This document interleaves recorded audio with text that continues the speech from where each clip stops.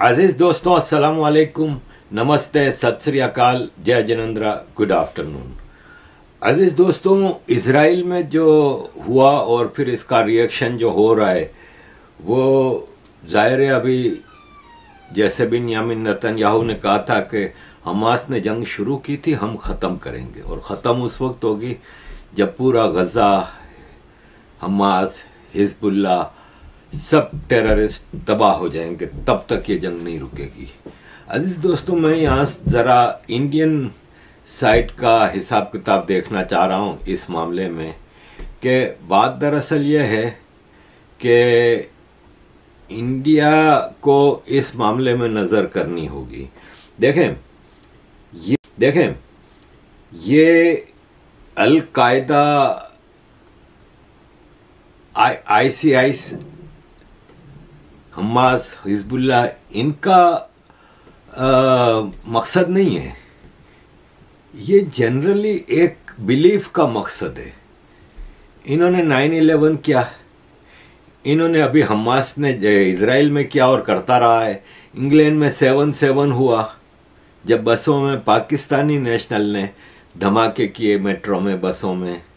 इन्होंने श्रीलंका में किया, इन्होंने बेल्जियम में किया, जर्मनी में किया, स्पेन में किया, कनाडा में किया, हर जगह किया। ये कोई एक ऑर्गेनाइजेशन का मसला नहीं है, ये एक बिलीफ का मसला है। देखें, 9/11 हुआ, नतीजा क्या निकला? अमेरिका ने मिडिल ईस्ट को तहस नहस कर दिया। सिर्फ सऊदी अरब वगैरह जो अमेरिका के अलाई थे उनको छोड़ के इराक, लीबिया, सीरिया तबाह कर दिया, अफगानिस्तान। फिर इसके बाद 26/11 हुआ इंडिया में। इंडिया ने क्या किया? हम आपके साथ क्रिकेट नहीं खेलेंगे। लीडरशिप कमजोर थी। आज हमास ने जो किया, इससे सबक यह हासिल करना चाहिए कि इंडिया के भी चप्पे चप्पे पे हमास है। नाम आप PFI रख लें, कोई भी रख लें, और ये वेरी स्ट्रॉन्ग है। हमास इतनी स्ट्रॉन्ग नहीं जितनी ये स्ट्रॉन्ग है। ये चप्पे चप्पे पे फैले हुए हैं और ये धमकियां देते हैं। इनकी धमकियां खुलेआम भारत के elected prime minister, home minister, leadership को हैं। आप इनकी बात, ये एक मौलवी की बात देख लें आप पहले तो। टांग पे टांग रख के चीर दूंगा। हम वो मुसलमान हैं, इसमें कॉम्प्रोमाइज नहीं करते। किसी से कोई कॉम्प्रोमाइज इस मसले में नहीं होगा। चाहे हम घर लूटते हुए देखे, औलाद का गला कटता हुआ देखा, मां बहनों की आबरूओं को तुमने गुजरात में लूटा, सारे हिंदुस्तान में बुलडोजर चला दिया, घरों को दस्ता नाबूद कर दिया। हर चीज बर्दाश्त किया, हर चीज बर्दाश्त किया, लेकिन नामूसे रिसालत पे बात आएगी तो नरेंद्र मोदी हो या अमित शाह हो या योगी हो या हिंदुस्तान का मोहन भागवत हो या कोई हो, अरे तेरी टांग पे टांग रख के चीर के गुलाम मुस्तफा होने का ऐलान करेंगे। इसमें कोई कॉम्प्रोमाइज नहीं होगा। करना है केस करो, जेल भेजो। अरे जेल तो हमारा घर है, हम जाते आते रहे। बाबरी मस्जिद के लिए सबसे ज्यादा अगर किसी ने लड़ा, टाटा की सजाएं काटी। अरे सीनों को हम पेश किए। फिर इंतबा दे रहा हूं कि रविश को रोको। मजलूमों के नाम पे, गौ रक्षा के नाम पे मारा जा रहा, मासूम बच्चों को मार दिया जा रहा। हर जालिम अपना जुल्म छुपाने के लिए मजलूम को कसूरवार ठहराता है। वही हिंदुस्तान में हो रहा। अगर हिंदुस्तान में सबसे बड़ा टेररिस्ट और टेररिस्ट ऑर्गेनाइजेशन है तो RSS है। अगर हिंदुस्तान में सबसे बड़ी दहशतगर्द तंजीम है तो विश्व हिंदू परिषद है। अब बाबरी मस्जिद का फैसला, अरे वाह वाह वाह वाह। मैं हिंदुस्तान का वो मुसलमान हूं, जब फैसला आया था तो कोई कहे न कहे, हैदराबाद की सरजमीन से, मेरी तहरीक के सदर की हैसियत से मैंने अपनी जिम्मेदारी निभा के कहा था कि ये फैसले को मुसलमान नहीं मानता, ये आइन के खिलाफ है, दस्तूर के खिलाफ है। और फिर आज कह रहा हूं कि अगर बावर करने वाले कि ये फैसला सही हो गया, मुसल्लत किया गया, तुमको मानना होगा। अरे मानने वाले मानेंगे अजीत डोभाल की टेबल पे बैठ के, मुसलमान नहीं मानेगा। वक्त का इंतजार करो। हालात किसी कौम की और किसी मुल्क की तारीख में 50-70 साल माने नहीं रखते। अरे हम 800 साल हुकूमत करे इस हिंदुस्तान पे, हमने किसी की आबरूओं को नहीं लूटा। इस मुल्क में हमने गंगी जमनी तहजीब को परवान चढ़ाया। हमने ख्वाजा अजमेरी की शक्ल में मोहब्बत दी इस शहर में। इस हिंदुस्तान में फारूक अहमद सरंगी रहमतुल्लाह अलैह की शक्ल में हमने दीन को कायम किया, हक्कानियत को कायम किया। हमने अपने सीनों को पेश करके हिंदुस्तान की हिफाजत की तो अब्दुल हबीब की शक्ल में की, ब्रिगेडियर उस्मान की शक्ल में हमने पैटर्न टैगों को सब तबाह करके तिरंगे को लहरा के अपनी जान कुर्बान कर। अब आप ये देखें कि इसकी बात में और हमास के लीडर्स की बात में कहीं कोई फर्क नजर आ रहा है? ये तो साफ कह रहा है ना, वही जो हमास कह रहा है कि हम सारे यहूदियों को मारेंगे और अपनी आइडियोलॉजी को इम्पोज करेंगे पूरी दुनिया में। ये बात क्लियर हो चुकी है कि हमास का मकसद इजराइल ही नहीं है। Israel is the beginning point. वो कह रहे हैं पूरी दुनिया है। जब तक कि हम पूरी दुनिया में इस्लामिक खिलाफा कायम नहीं कर लेंगे तब तक ये करेंगे। तो यही चीज तो ये भाई साहब कह रहे थे। क्या भारत में कोई कानून नाम की चीज है कि इनको कोई प्रोसिक्यूशन है? मैं कहाँ कह रहा हूं कि जाके उसको गोली मार दो। मैं कह रहा हूं उसको कानून के कटहरे में तो लाओ। और ईरान की हमदर्दी में जो आज हमास और ईरान की हमदर्दी में आज वो कर रहे हैं, ये देखें फलस्तीन के इस्लामिक स्कॉलर निदल सियान ने अल अक्सा मॉस्क की रैली में कहा कि जो गाय की पूजा करने वाले हिंदू हैं उनको एक ही जवाब है, प्रॉफिट मोहम्मद की तरफ से डिक्लेयर करें जिहाद इंडिया के खिलाफ। ये और उनको फिर कांग्रेस सपोर्ट करे। और ईरान का आप अगर हमदर्द है ना कि ईरान को आप समझते हैं कि वो पाकिस्तान का दोस्त है, तो Iran is one of the most extremist nation in the world. Islamic extremist शिया हैं तो क्या हुआ, ये इनके अंदरूनी मामलात होते हैं। ये शिया सुन्नी वहाबी उस वक्त बनते हैं जब मेजॉरिटी में इस्लामिक रिपब्लिक में ये रह रहे होते हैं तो ये आपस में लड़ते हैं। बाहर निकलते ही सब यूनाइटेड होते हैं, फिर कोई शिया सुन्नी नहीं होता। ये हमास वाले शिया नहीं है, हिजबुल्लाह शिया है, हमास सुन्नियों का ग्रुप है, उसको ईरान सपोर्ट कर रहा है। भाई आप ये देखें कि तालिबान की लीडरशिप से ईरान के बड़े क्लोज ताल्लुकात हैं। और कश्मीर पे ईरान का स्टैंड ये है कि वो साफ कह रहा है मैं डिस्टर्ब हो रहा हूं, इंडियन आर्मी कश्मीरी लोगों को मार रही है। मैं ईरान की मिनिस्ट्री को ऑर्डर दे चुका हूं कि आप सपोर्ट करें कश्मीरी मिलिटेंट्स को इंडिया के खिलाफ।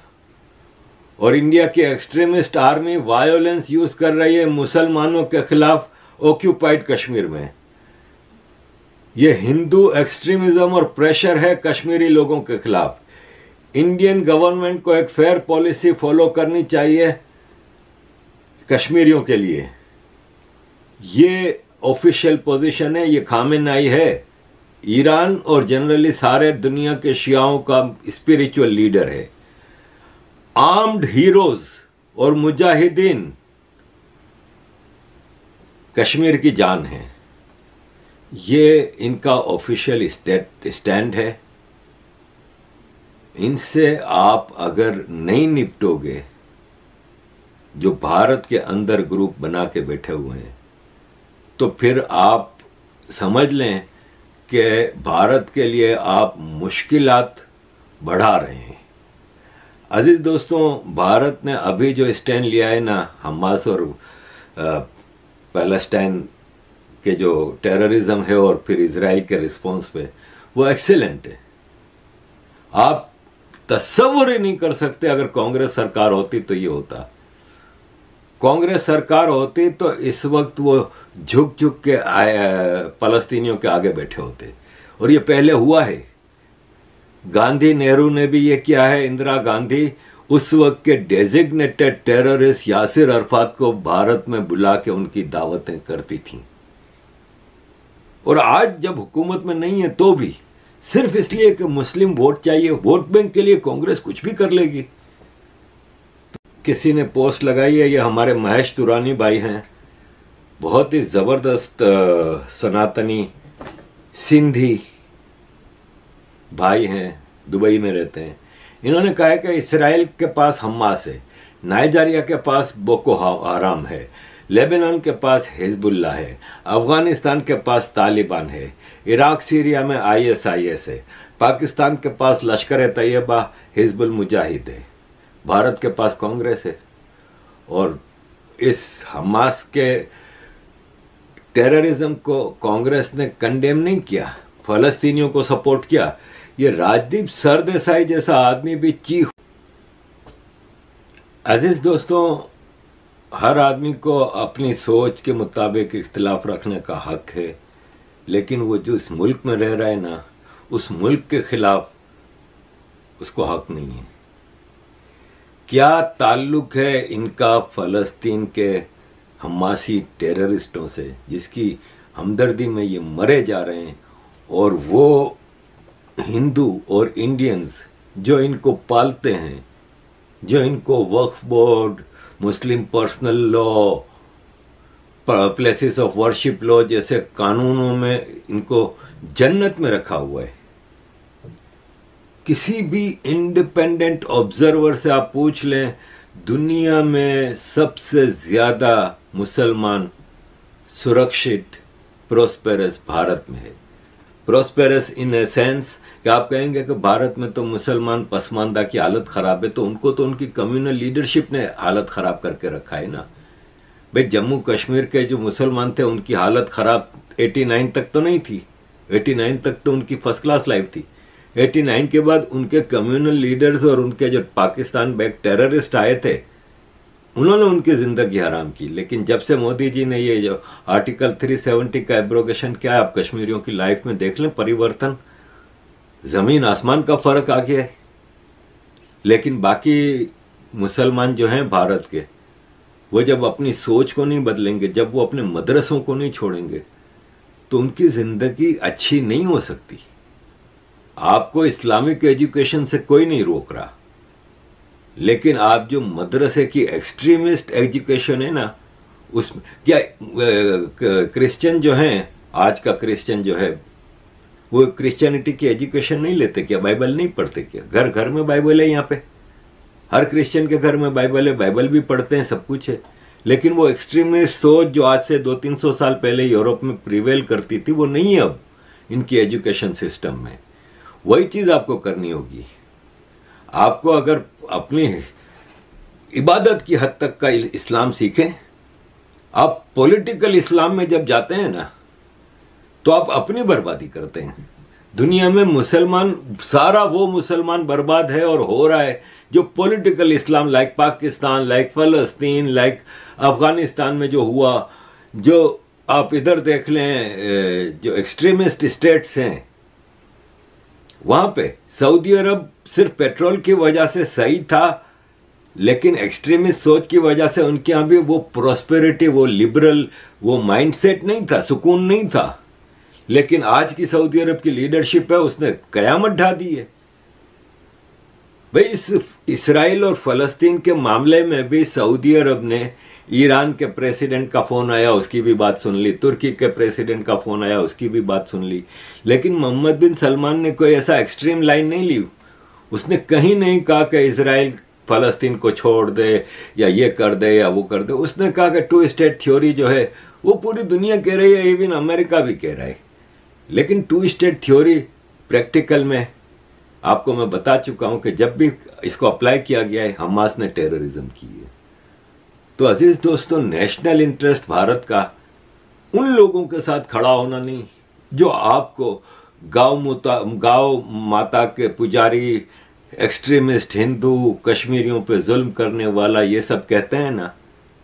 देखें, एक आदमी मुझे निकाल के दिखा दें या मेरे सामने बिठा दें, वो मुझे बता दे कि कश्मीर में कहाँ जुल्म हो रहा है, पाकिस्तान वो इंडिया में, और पंजाब में कहाँ खालिस्तानी जो कह रहे हैं वो जुल्म हो रहा है। एक कोई मुझे बैठ के बता दे, मैं उसको सारा हिसाब किताब समझाने को तैयार हूं।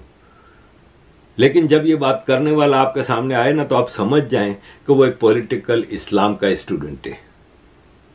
तो भारत को एक्सट्रीम स्टेप लेने होंगे, बजाय इसके कि देर हो जाए, बजाय इसके कि जो आज इसराइल में हुआ, भाई 1200-1300 इसराइली मार दिए, अभी तक 5वां दिन है, रॉकेट फायर हो रहे हैं लेबनान से भी, गजा से भी। ठीक है, इसराइल का आयरन डोम उनको रोक रहा है, सब कुछ कर रहा है, इसराइल की आर्मी ने बॉर्डर कंट्रोल कर लिए हैं, सब कुछ अपनी जगह हो तो गई ना तबाही। मासूम लोग इसराइल के जो म्यूजिक एंजॉय कर रहे थे, हालत जंग में नहीं है। इवन इस्लाम भी कहता है कि हालत जंग में आप ब्रूटलिटीज कर सकते हैं, अगर जंग बंदी है तो आपको जंग वाली ब्रूटलिटीज नहीं करनी जो हमास ने की। तो भारत भी क्या वेट करेगा उस दिन का? जाहिर है 15-20 करोड़ मुसलमान हैं, आप ना उनको भगा सकते हैं, ना मार सकते हैं, ना ऐसा करना चाहिए। लेकिन आपको एक्सट्रीमिस्ट सोच रखने वाले एक एक मुसलमान को पकड़ना होगा। वो जस्टिन ट्रूडो जो कल तक फ्रीडम ऑफ स्पीच, खालिस्तानियों का राइट है, आज क्या उठा कि हमास को फ्रीडम ऑफ राइट नहीं है, इस पे फ्रीडम ऑफ स्पीच नहीं है। आज कह रहा है वो, अपना थूका चाट रहा है। तो फ्रीडम ऑफ स्पीच की एक सीमा होती है, बॉर्डरलेस नहीं होती फ्रीडम ऑफ स्पीच। वो हेट स्पीच में दाखिल हो जाती है। हेट स्पीच जहर है। फ्रांस ने, जर्मनी ने ऑर्डर कर दिया है कि हमास के सपोर्टर्स, हमास का जो मैसेज को भी फॉरवर्ड कर रहा है उसको पकड़ो। ट्विटर ने सारे हमास सपोर्टेड पेजेस उड़ा दिए। इंग्लैंड की होम ऑफिस ने लेटर निकाल दिया। तो भारत कब तक वेट करेगा? नाम अलग है भारत में इन ऑर्गेनाइजेशंस का, जो मैंने अभी आपको 2 मौलवियों की दिखाई, ऐसे PFI और केरला में और इधर उधर जो बोल रहे हैं, जो धमकियां दे रहे हैं, उनका नाम हमास नहीं है, लेकिन सोच तो हमास वाली है। ये भारत के लिए बहुत ज़रूरी है कि इस पे लेजिस्लेशन भी करें और एक्शन भी लें। अजीज दोस्तों, thank you very much for all your support.